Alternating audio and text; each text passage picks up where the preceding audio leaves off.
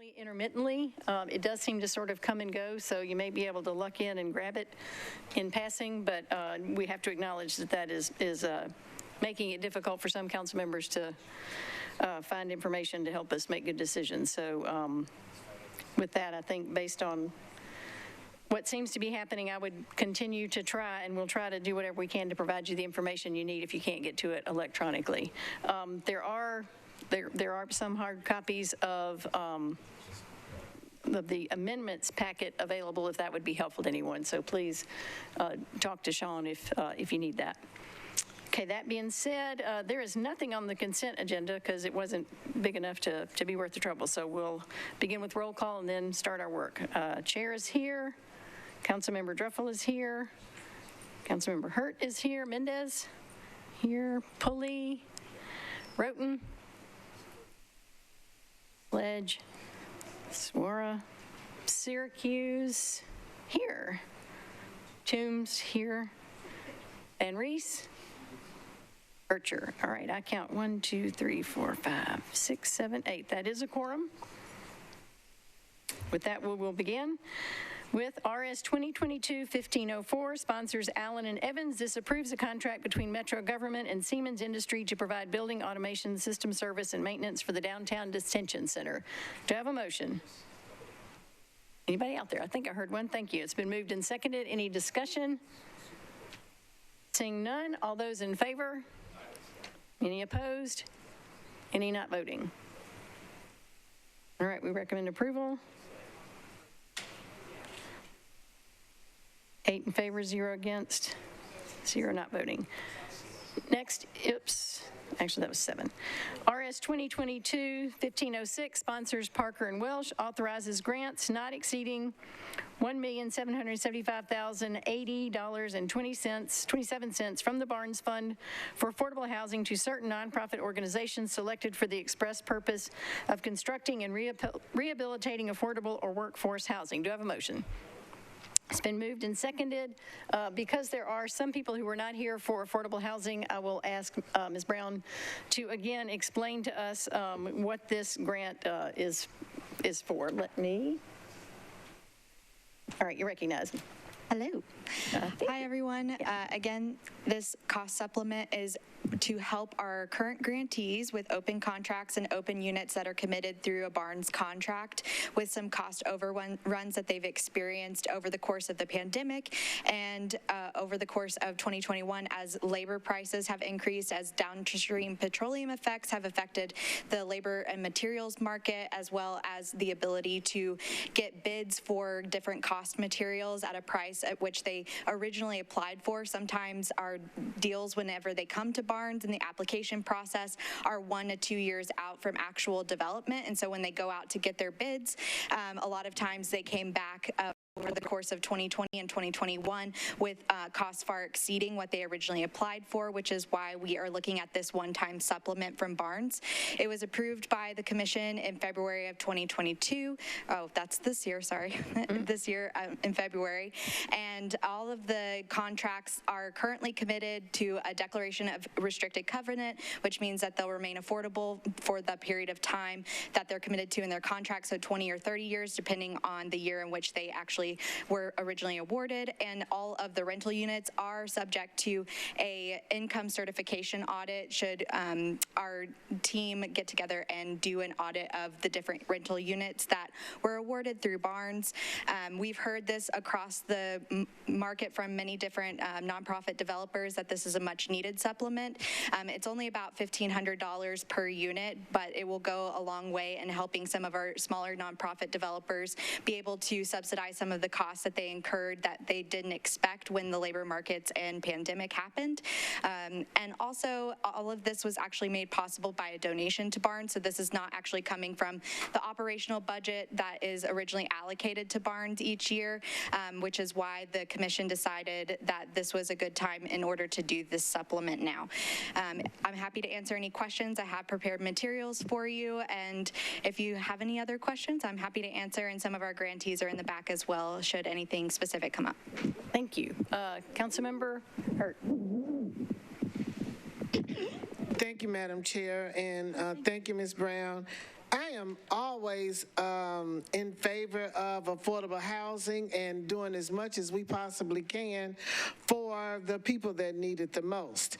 What I'm concerned about is that it's only given to a select group, it seems. So I'm interested in knowing the process and how individuals were selected, the eligibility, and how you include those smaller organizations. I know I mentioned this during the grant for the weatherization, and I spoke with you, Ms. Brown, about residential resources that's been working with weatherization for over 30 years, and you were unaware of the organization. So I'm not sure how we miss out on those agencies that's been serving the low and medium income communities for decades when these types of opportunities are available. So if you could explain the process and how other agencies can become recipients. Ms. Brown? Absolutely. So it is our RFP process we do a standard request for proposals process for barns each time we open a funding round. We do announce it publicly. Previously, that's been through various distribution lists. And since I've been with barns, I have reached out to other neighborhood organizations to share it within their own blogs, with their own constituents, within their newsletters and such. So that way we can get the word out more. Of course, we can always be doing more to engage with our community. Residential resources specifically, when I went back and looked at the history of barns, obviously we have over 60 applicants since the inception in 2013. So I wasn't aware of them personally because they haven't applied since my time with barns. They had applied previously several times. I did call them and invite them to reapply again. I think that previously there was a lot more competition because the funding was so much less. I think now with more funding available, obviously rehab is something that we haven't funded as long throughout barns. It's primarily been homeownership and rental that we funded through barns. So rehabilitation and weatherization is something kind of newer to barns, and that's definitely a push that we're making in the community to make sure that we're making those folks aware in that specific arena to come and apply for barns because we do fund it.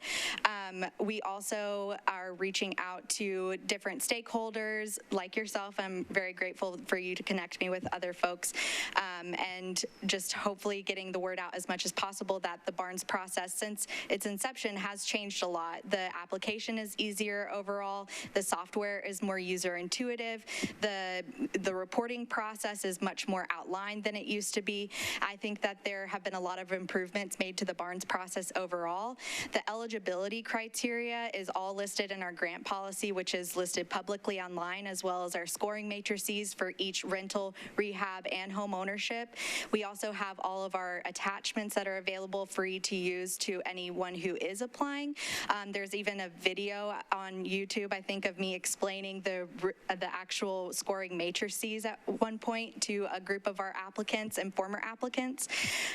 And then at the end of each process, even if someone is declined, I walk through the scoring matrix with each of the applicants to make sure that they understand why they were declined, if they were declined, and even if they were awarded, where they could better their application overall using the external reviewers' comments on their application and then the actual scores from the application itself. So in order to apply, you do have to be a 501c3 nonprofit or partnering with a public institution or a private institution, I'm sorry, where the nonprofit retains 51% control of the partnership. So that can look a variety of different ways for public-private partnership. I'm happy to talk through that with anyone if you have specific questions about partnership, but I hope that answers all of your questions, but I'm happy to answer more. Appreciate that. Thank you. I just want to say for the record that I know that at least two organizations that have been a part of affordable housing and providing it for at least 10 years, that they only have one person run organizations, so they don't have the capacity to reach out and do all of those wonderful things and research and submit the RFPs and all of the other things that go along with that. But because they have been a part of the affordable housing community for Nashville residents, it seems to me there should be some intentionality. I don't know, but I'm thinking that I can file a late amendment to this and ask that those organizations that were a part of the neighborhood stabilization program that I know are continuously serving the affordable housing to low income residents be added to this group of organizations for some appropriation.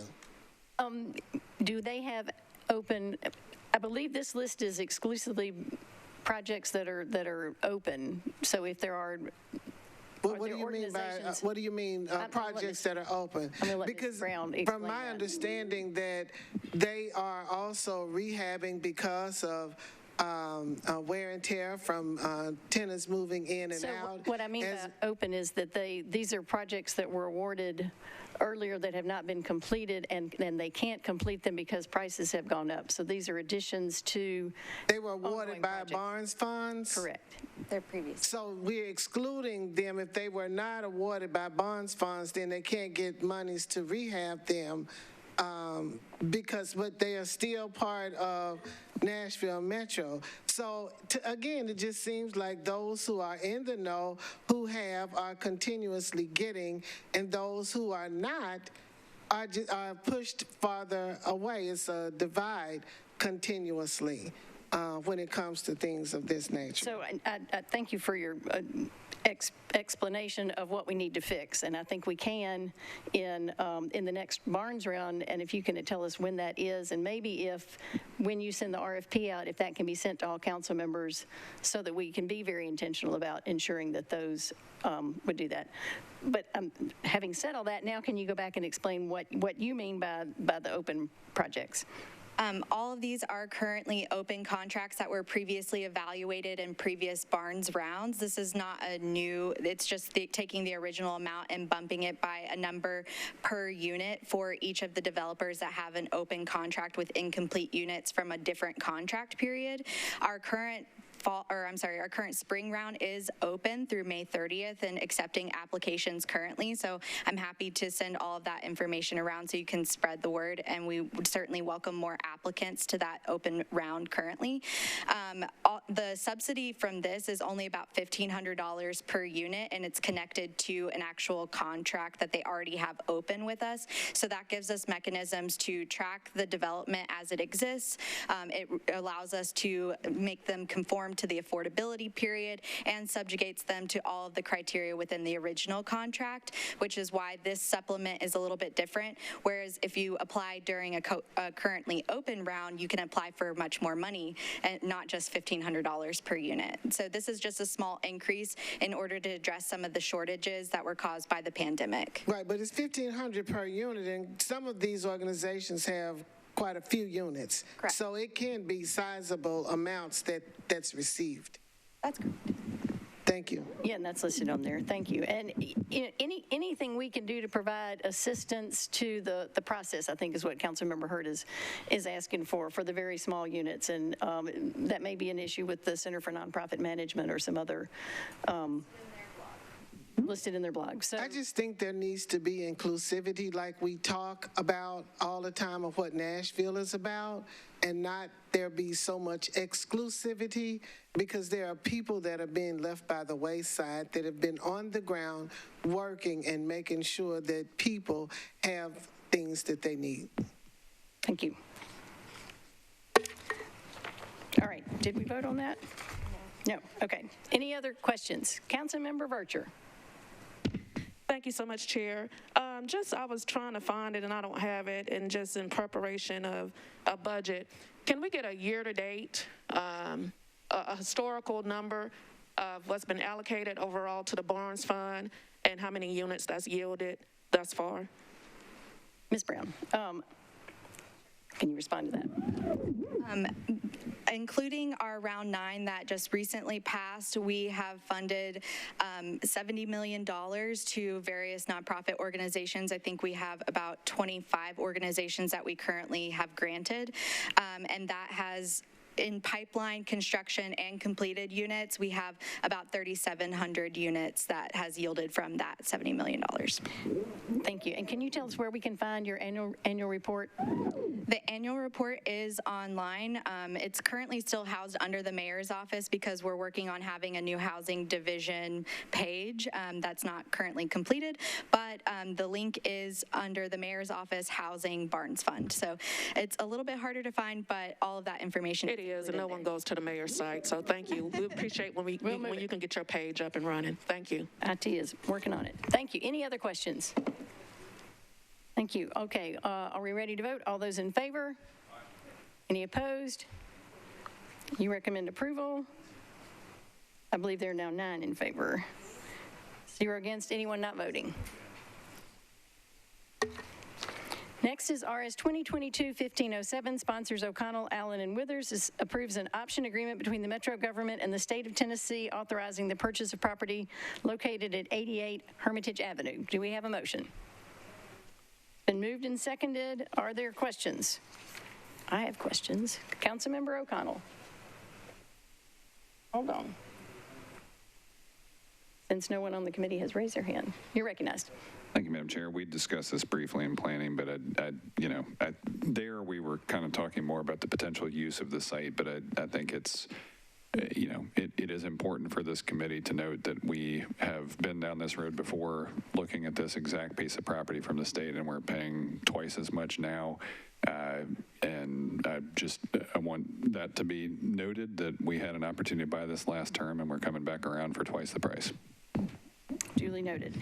I had raised the question about the appraisal, and Mr. Jameson, would you be the one to answer information about the updated appraisal?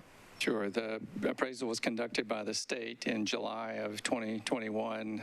It's a 131-page document, and so a review was done at Metro's request and validated the 20.3 asking price.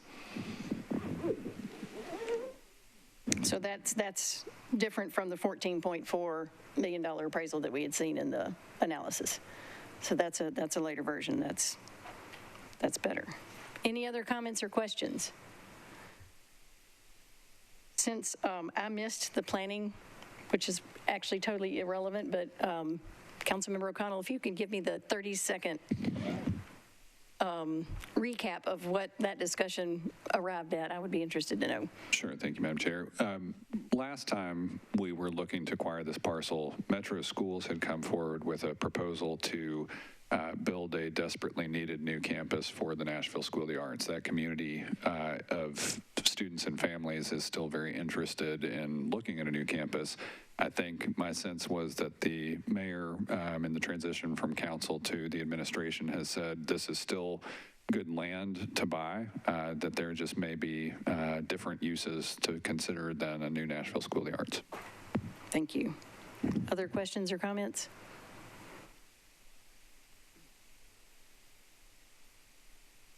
All right. Seeing none, we're ready to vote. All those in favor? Any opposed? Any not voting? We recommend approval. 9 in favor, 0 against, 0 not voting. Next is RS 2022-1508, sponsors Parker, Allen, Withers, and Young, approves an amendment to the agreement between the Tennessee Department of Transportation and the Department of Transportation and Multimodal Infrastructure for the acceptance of work in connection with the construction of a sidewalk on State Route 11 from Douglas Avenue to Trinity Lane. Do I have a motion? It's been moved and seconded. Any discussion? Seeing none, all those in favor? Any opposed? Any not voting? We recommend approval. 9 in favor, 0 against, 0 not voting. Next is RS 2022-1509, sponsors Withers, Allen, and Stiles. This establishes a new fee structure associated with the processing and review of Metro Planning Commission applications associated with Title 17 of the Metro Code. And I understand from Mr. Withers that this was deferred in planning. So remind me of the rules. Do we need to make the same action, or it's already deferred by rule? It's recommended to defer Right. because of, it's recommended to defer to track with the budget. So it's defer to the second meeting in June.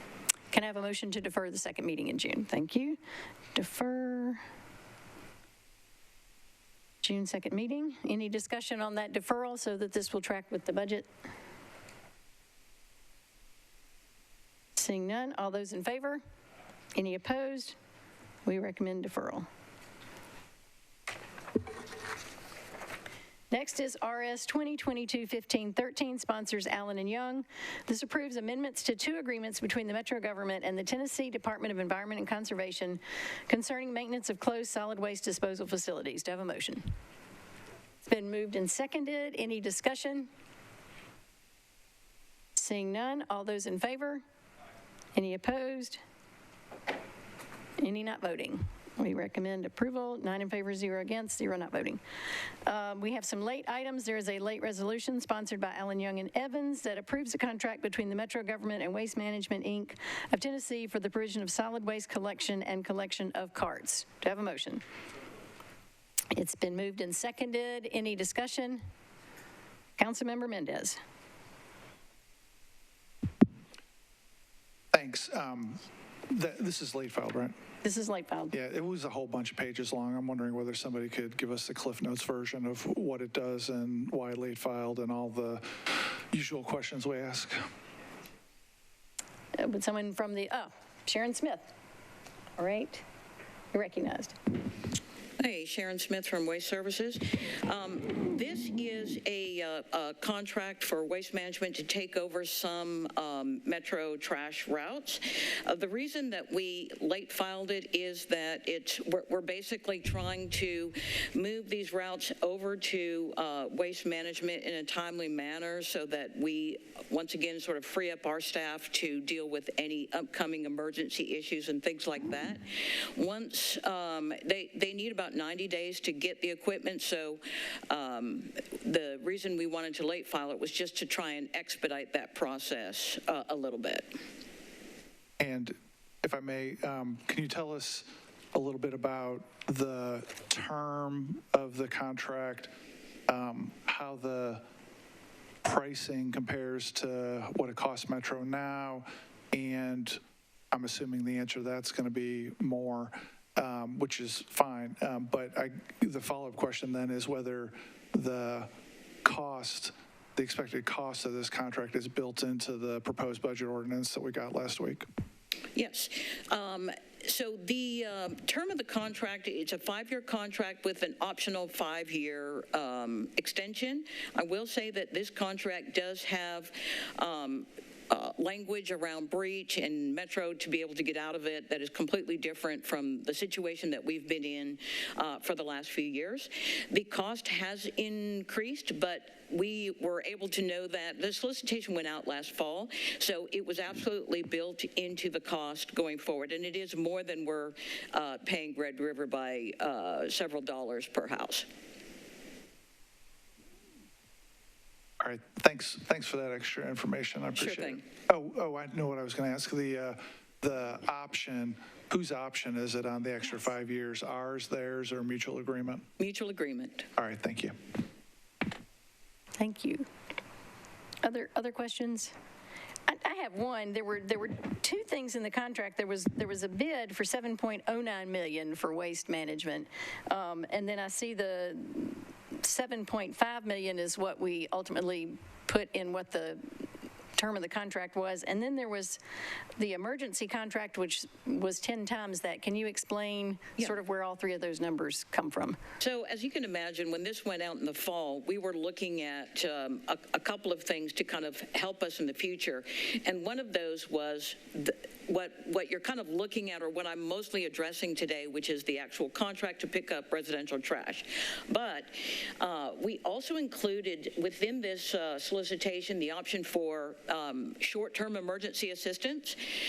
And so with the short-term emergency assistance, it will help us to drive down costs that we have been paying if we come up to a situation that we've had in the future. We will already have somebody on contract who can do dumpster collection for us, who could do cart collection, who could do roll-off collection, and it would reduce our cost and our liability because we already have somebody on contract versus having to go out and find somebody else. And how does that payment work? Is that an as-needed payment or? 100% as needed. Gotcha. But it is spelled out in this contract what Yes, those rates yeah. would be. So there was a number that looked to me like 79 million. What was I looking at there? And I think that was just the potential combined future cost. Okay, But it's over 10 years. Yeah, but once again, since it's, basically just as needed, it's not going to be anything near Okay. that. Yeah. all right, I think I'm good with that one. There also is a reference that they could only take waste to one transfer station owned by Republic. And I know we're getting in this interesting situation of we're not sure where our waste is going to be going if Middle Point landfill closes. Is that restriction a good thing for us, or does that have the potential to put us in a bind? No, that is contractual. So we have a contract with Republic for disposal. Our contract is for us to take it to their transfer station, and the contract specifically states where it goes after that is up to them. If they take it to Middle Point, if Middle Point no longer allows out-of-county waste, they still are contractually obligated to take it to a disposal point of some other place. Okay, so that means we know where we're taking it, even if they don't. Okay. And then also on the annual report, and I apologize, some of these are public works, but I'm not going to be here on Thursday, so I'm trying to get my information now. There's a requirement for annual reports that includes if unusual things happen, but it doesn't necessarily say that they will tell us how much waste they have collected. Is that, did I understand that correctly, or will we have an accounting for how much waste is picked up? No, actually, we have when our trucks or any of our contractors' trucks go over the scales at the transfer station, they get a ticket, we get a copy of the ticket, we get an invoice from the transfer station detailing each ticket, the truck number, the tonnage. There's a great deal of detail. So we've got that. Okay, and my final question is, how does this coordinate with the solid waste master plan? Does being committed to them for 5 years, if we suddenly discover that we can compost everything and we don't want to take it all to the transfer station, do we have options available to be able to do that? Are you referring to the waste management contract? This contract that we're talking about here for hauling to do, I think it's 20 routes a week. Yeah, so there's no guarantee on the number of, sort of houses or anything like that. This is all based on our need, and if we were to suddenly get to a situation where they didn't, there wasn't as much trash, we could always divert this, because this contract, we put in here a clause that will allow us to add, if needed, we could actually move them to help us with recycling, for example, and they could be picking up different types of waste if we needed them to do that. Okay, so this is flexible enough that as the solid waste master plan begins to get implemented, this will absolutely work with that. Yeah, okay, great. Absolutely. Any other questions? All right, always good to talk trash with you, Sharon. Oh, I see one in the back. Councilmember Vercher. Thank you so much, Chair. What's our contingency plan in the event one of the vendors, they're not able to collect our trash from what goes to the transfer station? Do we have a plan as a city? Yeah, so part of this, and John may have some additional points, but part of the point of this contract, and there's going to be another one coming before council in the next few weeks, was to add more contractors into the mix and reduce the reliance on a single large or a single company, like our situation right now with Red River having so many routes. So we are taking metro routes and we're giving them to a contractor so that John's staff, which will obviously have plenty of other stuff to do, will also be able to divert to come over and help in the event that there is an issue. This contract with Waste Management, I mean, they are the largest waste collection company in North America, but at the same time, you never know when we're going to have a situation like we've had over the past few years, and I think this creates more of a buffer than we've ever had in the past, because we're going from one contractor that has over 70%. Now with the routes we've taken away from Red River, they've dropped down into the upper 50s, and it's a little more evenly distributed to make it less impactful if one has an issue. Also, because we can call on this contractor and the one that's upcoming, we can call on them in the case of an emergency. They can be diverted, just like we have the Waste Management Green Team here right now helping us. They can be diverted to help if one of the contractors is struggling. So we have tried to structure agreements going forward to kind of learn from the mistakes of the past and to create more flexibility to cover and to help. Okay. How does that plan anticipate growth? How does that plan anticipate growth? Yeah, the homes. Oh, You got absolutely. 3,000 homes coming, so how does that plan factor in? So we have the ability to add routes to the contractors as they have availability or as they have more equipment.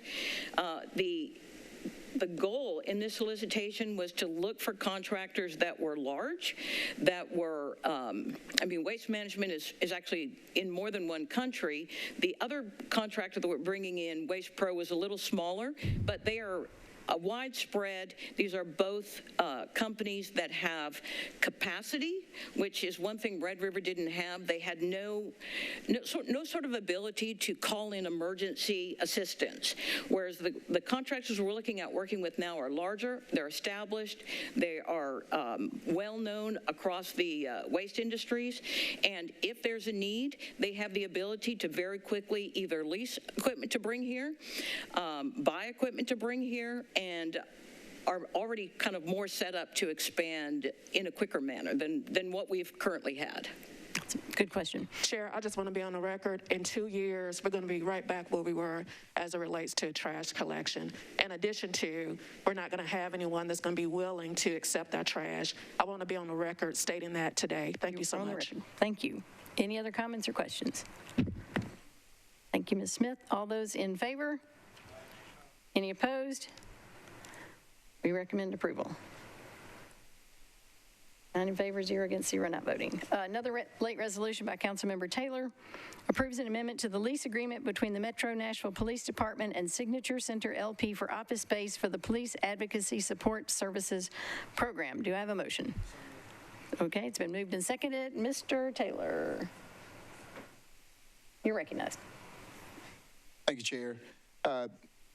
This has been late filed and due to a clerical error in regards to the application filed for this resolution. The lease for this property actually will begin today, and it seems as if we're on the honor system to have this passed by 5th of this month. And Lieutenant Kelly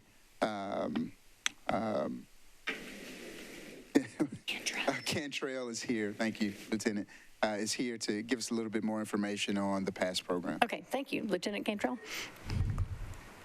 Basically, our PASS program, our professional wellness section, oversees the mental health and well-being of our officers and fire department when dealing with traumatic incidents, whether in their personal life or dealing in the professional setting. They respond to police-involved shootings and other major incidents that can have that type of impact. They've had this same space leased since, I believe, 1996, and with the increase in focus on officer wellness and mental health, they have seen an increase in services being utilized, and they have added the professional wellness section to underneath that PASS umbrella, to where they have added several new employees under there and have not had the space that they need now to offer the same amount of services and an increase in services, as well as ensuring confidentiality so that they're not deterring people from seeking those services. Thank you for that explanation. Any other questions? Seeing none, I think we're ready to vote. All those in favor? Any opposed? We recommend approval. 9 in favor, 0 against, 0 not voting. Next, our bills on second reading. BL 2022-1169, sponsors Benedict Allen Withers, approves a lease agreement between the Metro Board of Education and East End Prep. I have a letter from the sponsor to approve. Do I have a motion? It's been moved and seconded. Any discussion? Seeing none, all those in favor? Any opposed? We recommend approval. 9 in favor, 0 against, 0 not voting.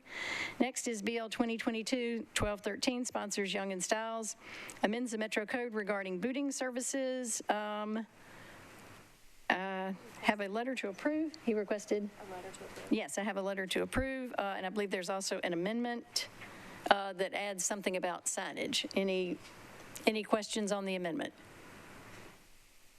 Councilmember Van Rees. Yes, since Councilmember Young is in here, if you could explain the amendment, that'd be great. Okay, Councilmember, Ms. Darby? The amendment is a housekeeping amendment. It adds language regarding the signage. Signage is already included in the ordinance. It requires that, or notes that the sign should be placed on the property. And then there are a couple of other words that were, the word "on" was omitted and needed to be added.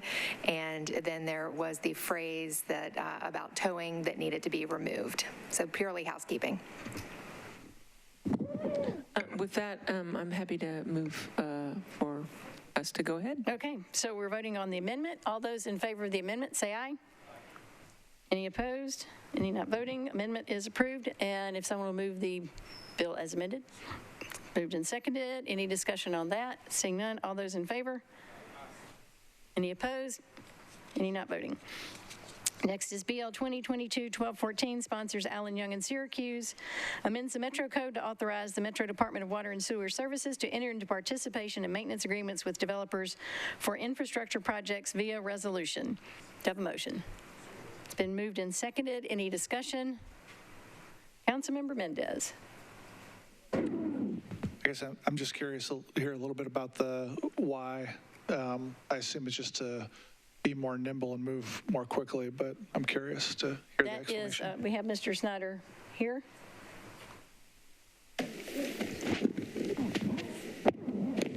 You're on. Okay, Jim Snyder, Metro Water. To the council, to Councilman Mendez, what we're trying to do is just be more efficient with this process. As you know, those maintenance agreements or participation agreements, most of those times we're actually receiving money. And in the case that we do participate, it's for the overall good of the system. The developers are required to do some portion of that work, but it also makes sense for us to do that adjacent work at the same time.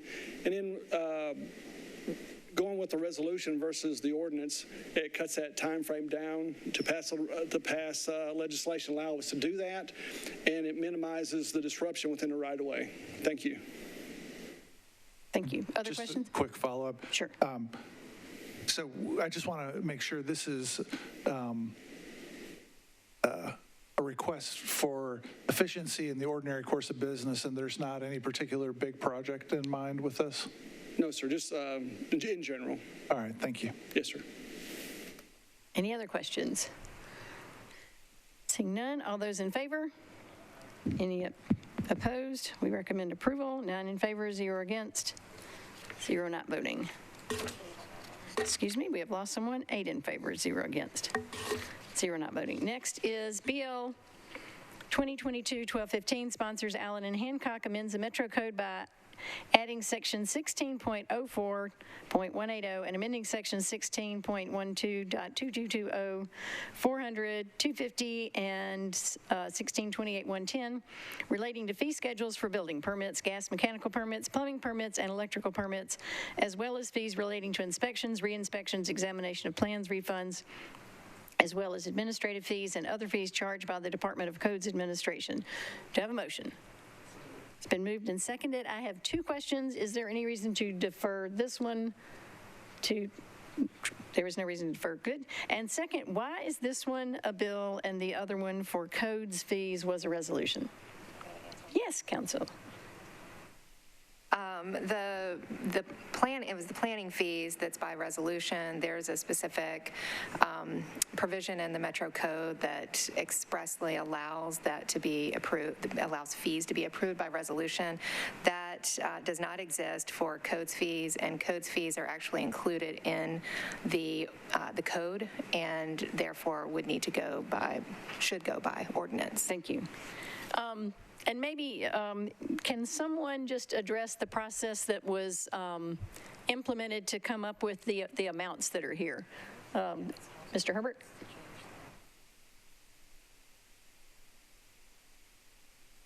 Okay.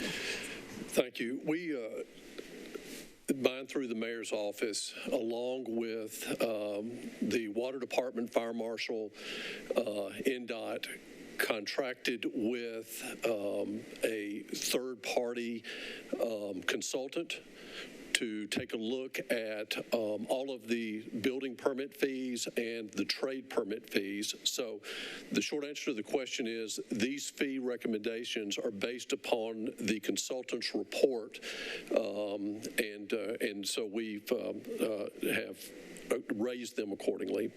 Just FYI, we have met with the Middle Tennessee home builders. I have twice. There is no objection to these fees. I've also contacted the Association of General Contractors. They too have no objection. These fees are for the purpose of creating additional positions within the codes department. Thank you, and I know that is applauded by everyone who's waiting in line. So I've heard similar comments. So that's a helpful clarification. There is a substitute that I think, Ms. Darby, if you can just tell us if what's in the substitute. There's a substitute that is needed to change the reference to section 16.04180.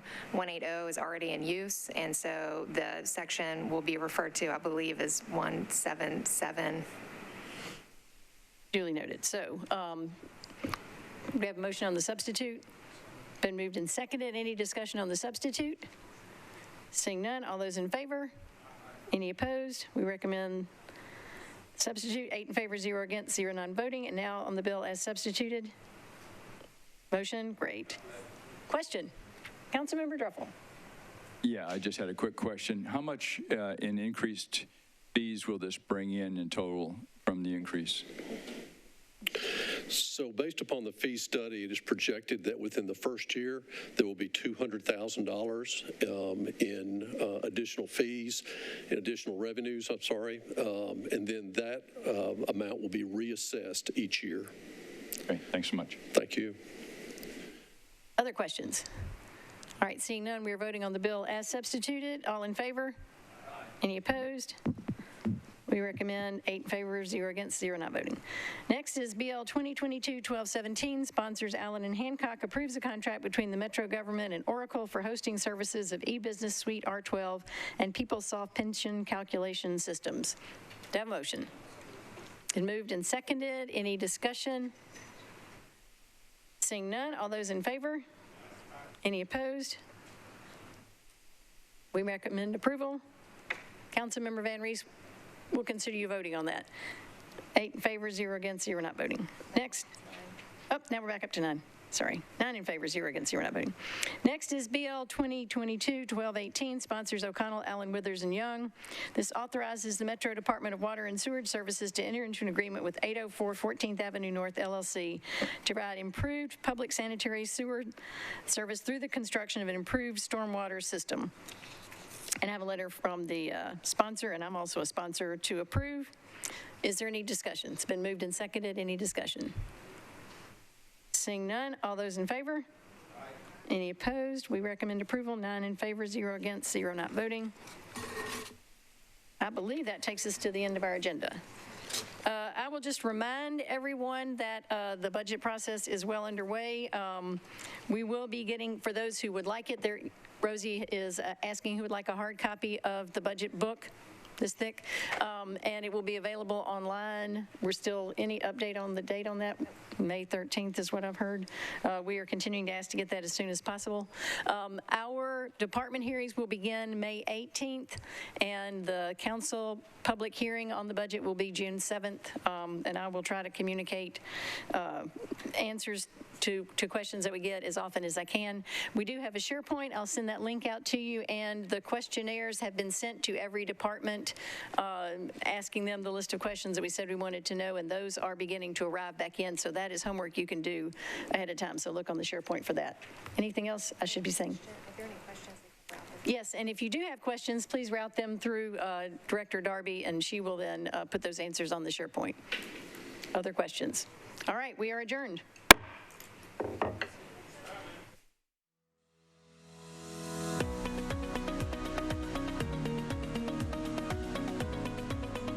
This has been a service of the Metro Nashville Network. If you would like to see this presentation again, or for more information on this and other programs, visit nashville.gov.